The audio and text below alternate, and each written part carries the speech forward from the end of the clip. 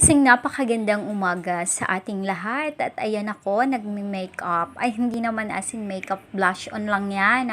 At of course, ang blush on ko dyan ay Avon Simply Pretty yan. 'Di ba? True color and yan, lipstick lang tayo para mas maganda naman tingnan at mapula-pula ang ating mga labi at pisngi. Yan, para naman good vibes. So, para masaya tayo. Ayan, simpleng kagandahan.